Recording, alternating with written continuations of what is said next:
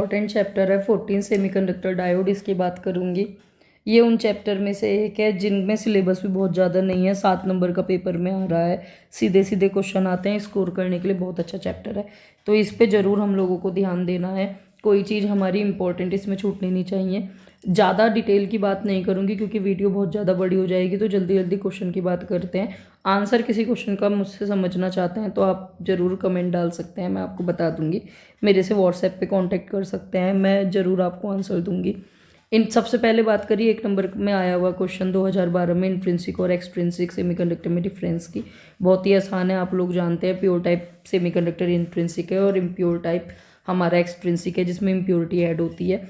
Extrinsic के फिर दोबारा से 2 टाइप आ जाते हैं, पी टाइप एन टाइप। तो ये सारी चीज़ आप अवेयर हैं, जल्दी इस क्वेश्चन को जरूर देख लीजिएगा। नेक्स्ट आया डॉपिंग। अभी लास्ट ईयर ही 2022 में डॉपिंग वाला क्वेश्चन सीबीएसई में पूछा गया था। 2 टाइप की डॉपिंग आपको लिखनी थी। आपकी ट्राईवैलेंट इम्प्योरिटी ऐड करके तो पी टाइप बनता है और एन टाइप बनता है पेंटावैलेंट इम्प्योरिटी ऐड करके सेमीकंडक्टर में। तो यही हमारी 2 टाइप की डॉपिंग हो गई हैं। और डॉपिंग का मतलब ही किसी सेमीकंडक्टर में कैसी भी इम्प्योरिटी ऐड करने वाले प्रोसेस को हम डॉपिंग बोलते हैं। तो ये अच्छा क्वेश्चन है, आपको जरूर पढ़ना है। ये जो 3rd नंबर पे क्वेश्चन आया, ये मोस्ट इंपॉर्टेंट है। मैं आप लोगों को बता दूं, 2008 में, 14 में, 16 में, 20 में ये 4 बार आया हुआ क्वेश्चन है। बहुत ज़्यादा अच्छा क्वेश्चन है ये। डिप्लीशन लेयर क्या होती है और इसकी विथ डिस्कस करनी है हमें फॉरवर्ड बाइसिंग और रिवर्स बाइसिंग में। फॉरवर्ड बाइसिंग में डिप्लीशन लेयर का साइज डिक्रीज होता चला जाता है जिसकी वजह से थिन, और रिवर्स बाइसिंग में इंक्रीज होता चला जाता है जिसकी वजह से थिक डिप्लीशन लेयर फॉर्म होती है। 1 नंबर का लिखना था, 3 नंबर में आया हुआ क्वेश्चन है। फॉर्मेशन ऑफ डिप्लीशन लेयर कैसे होती है, इसमें डिफ्यूजन प्रोसेस आप लोगों को डिस्कस करना है। पोटेंशियल बैरियर भी आप जानते हैं, ये एक फिक्सियस यानी आर्टिफिशियल बैटरी जो कि फॉर्म होती है हमारी, जिसका हमेशा निगेटिव टर्मिनल पी वाली साइड से डायोड के और पॉजिटिव टर्मिनल एन वाली साइड से कनेक्ट होएगा। ये पोटेंशियल बैरियर वीबी। इसी के साथ मैं आप लोगों से कहूँगी, अगर ये 1 से ज़्यादा मार्क का इनमें से आता है, जैसे इसमें 3 नंबर का आया हुआ है ये, तो आपको करंट फ्लो वाला डायग्राम जरूर ड्रॉ करना है। आपकी मर्जी, चाहे फॉरवर्ड बाइसिंग के लिए बनाए चाहे रिवर्स बाइसिंग के लिए, क्योंकि उसमें आप ये डिप्लीशन लेयर को, वीबी को शो कर सकते हैं कि इनकी जगह कहाँ पर है। तो आपको टीचर बहुत अच्छे से इंप्रेस होएगा इस वाली चीज़ से, और उसे लगेगा भी कि आपने डीप में पढ़ाई करी है। नेक्स्ट आया हमारा रेक्टिफिकेशन के बारे में।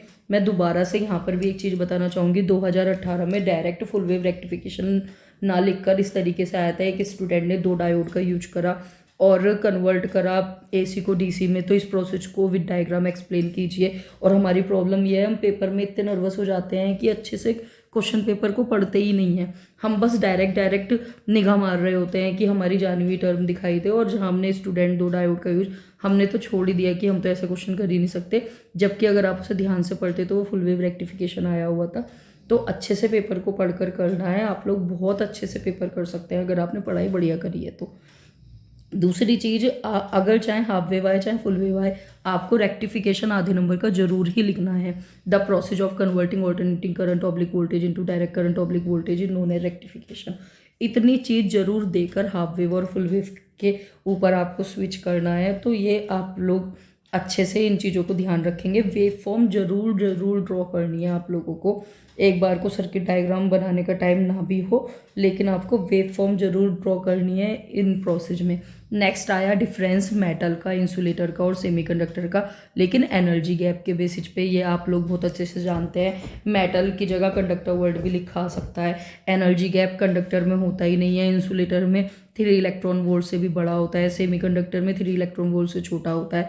तो ये डिफरेंस आप लोगों का अरिहंत में है। मैंने नोट्स में बहुत अच्छे से कई बार समझा आपको रखा है। कोई चीज़ मेरे से पूछना चाहते हो, एकदम मुझे एक कमेंट डाल देना या मैसेज कर देना पर्सनली, मैं आप लोगों को बहुत आराम से समझा दूंगी। दूसरा क्वेश्चन आया, डिफरेंस आया हुआ था 2012 में। 2 डिफरेंस लिखने थे, एन टाइप और पी टाइप के बारे में। आपको एन टाइप के बारे में पता है, मेजोरिटी चार्ज कैरियर्स जहाँ पे इलेक्ट्रॉन्स हो और माइनॉरिटी होल्स। इसी का उल्टा, जहाँ पे मेजोरिटी होल्स और माइनॉरिटी चार्ज कैरियर्स इलेक्ट्रॉन्स होते हैं, वो एन टाइप और पी टाइप सेमीकंडक्टर है।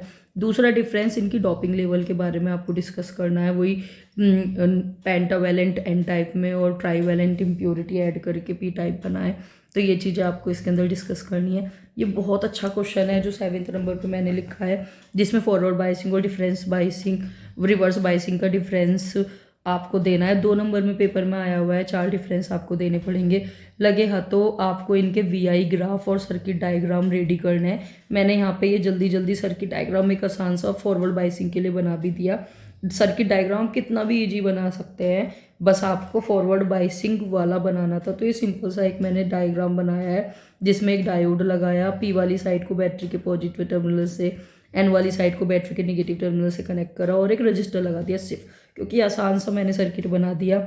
और ये करंट भी फ्लो करते हुए दिखा दी मैंने। रिवर्स बाइसिंग में उल्टा कर देते, पी वाली साइड से कनेक्ट कर देते बैटरी का नेगेटिव टर्मिनल और यहाँ पे कर देते पॉजिटिव से बैटरी के साइन बदलने थे आपको, इधर नेगेटिव इधर पॉजिटिव करना था, यही रिवर्स में चला जाता और एरो बदल देने थे, पॉजिटिव से निकलते हुए नेगेटिव पे आता हुआ आपको कर देना था। तो ये मेन टॉपिक हो गए हमारे जो कि कवर करना है। ये कुछ क्वेश्चन है जो कि बहुत ज़्यादा अच्छे हैं और आप लोगों को नोट्स में करा रखे हैं, आप वीडियो में इन्हें ज़रूर देख लें। ये सारे अच्छे क्वेश्चन हैं, ये 5 क्वेश्चन लिखे हुए हैं इसके अंदर और आप लोगों को इन्हें ज़रूर ही कवर करना है। ये तो देखिए 2 फिल इन द ब्लैंक्स की फॉर्म में आए थे, इसमें रेक्टिफाई और यहाँ पर कंडक्टिविटी आना था बस। और ये है क्या हम पी टाइप की स्लैब को फिजिकली कनेक्ट कर सकते हैं एन टाइप की स्लैब से? इसका आंसर नहीं है, क्योंकि इनमें डॉपिंग डिफरेंट टाइप की हो रही है, एक में ट्राइवेलेंट है एक में पेंटावेलेंट है। तो 2 डिफरेंट इम्प्योरिटी वाली डॉपिंग में हम डायरेक्टली फिजिकली उन्हें कनेक्ट नहीं किया जा सकता, हमें कोई ना कोई बीच में मेटल की हेल्प लेनी पड़ती है। दूसरी चीज़ यहाँ पर ये वाला क्वेश्चन था, ये भी बहुत बेसिक पर आप इसे काफ़ी तरीके से इसका आंसर दे सकते थे। फॉरवर्ड बाइसिंग में रेजिस्टेंस लो और रिवर्स बाइसिंग में हाई क्यों होता है? आप जानते हैं फॉरवर्ड बाइसिंग में करंट मिलती है, कंडक्टिविटी होती है, कंडक्टिविटी होएगी तो करंट और रेजिस्टेंस एक दूसरे के रेसिप्रोकल है, ऑटोमेटिकली रेजिस्टेंस आपका लो हो गया एज पर ओम्स लॉ। और जहाँ पर हमारी कंडक्टिविटी नहीं होती है, करंट नहीं मिल रही है, तो ऑटोमेटिकली वहाँ पे रेजिस्टेंस हमारा हाई मिलता है। तो आप 1 नंबर में आंसर देना था, पॉइंट टू पॉइंट बात करनी थी।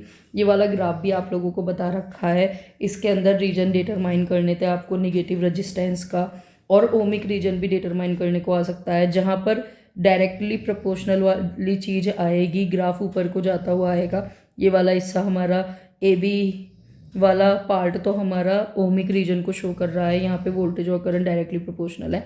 और बी से सी वाला जो है हमारा नेगेटिव रेजिस्टेंस का रीजन है, यहाँ पे ये दोनों चीज़ें इन्वर्सली प्रोपोर्शनल आ रही हैं, एक की वैल्यू बढ़ रही है और दूसरे की घट रही है, तो ये हमारा नेगेटिव रेजिस्टेंस में आना था।